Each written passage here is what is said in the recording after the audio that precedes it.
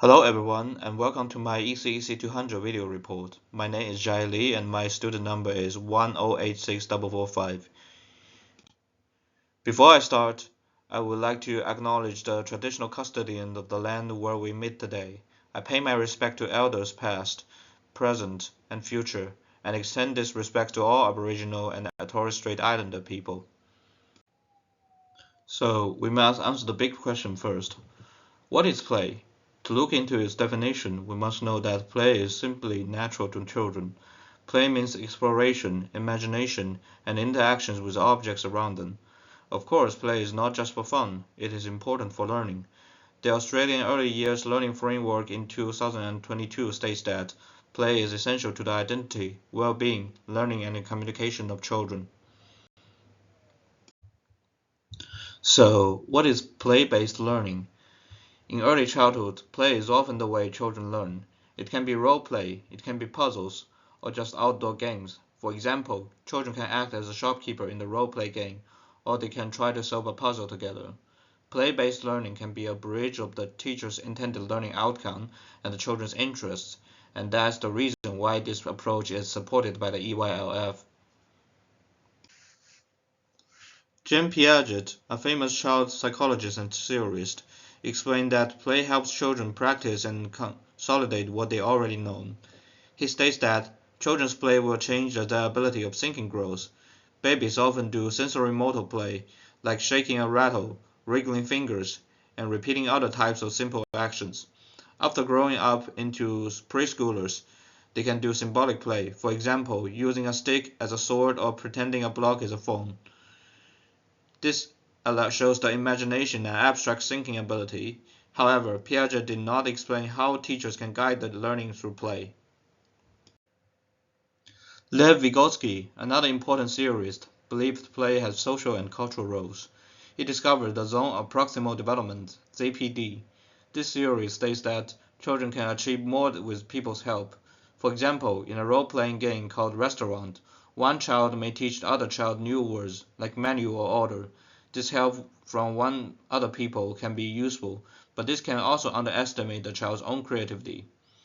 Bodrova and Leon talked about the scaffolding. It simply means the teacher gives some help or guidance during the play.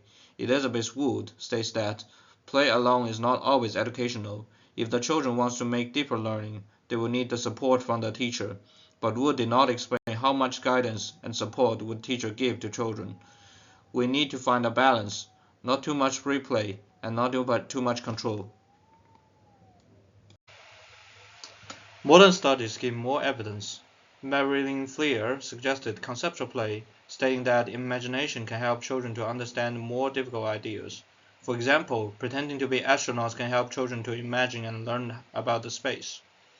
There are also benefits from the neurological perspective. Ginsberg found that play can reduce stress, improve the parent-child relationship, and will support the brain growth. But some theorists state that play alone is not enough for the children's learning.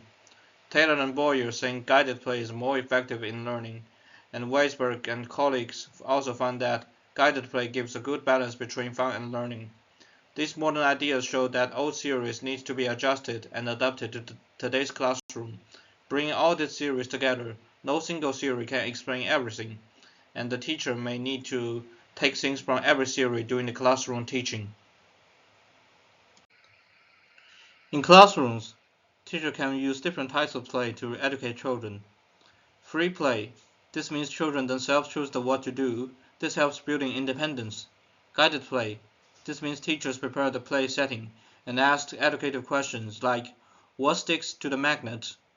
Constructive play. This means children can build something, either with blocks or sand or Lego, learning of the problem-solving skills.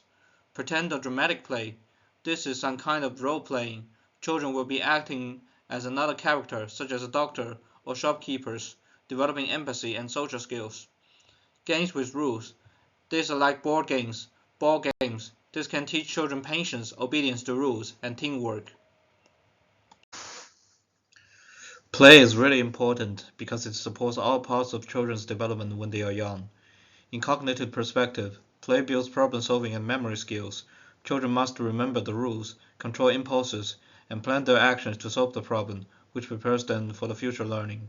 In language perspective, play helps learning new words and conversation. When children are encountering new objects and toys during the play, new words and conversation associated with those words will come into their head. In social and emotional perspective, play helps learning empathy, social skills, and resilience. For example, when doing the hospital role-play games, children can develop the realization of the duty and the responsibility of the doctor, and develop empathy for the patient. In physical perspective, play helps developing gross and fine motor skills, like running and using pencils. For example, running and climbing can refine the coordination and muscle strength. Building with Lego can sharpen the eye-hand coordination and fine motor control. In creativity perspective, play helps develop imagination ability and flexible thinking skills. For example, when a child is pretending to be an astronaut, he might think what the space would be like, imagine all the different ways he can live in the space.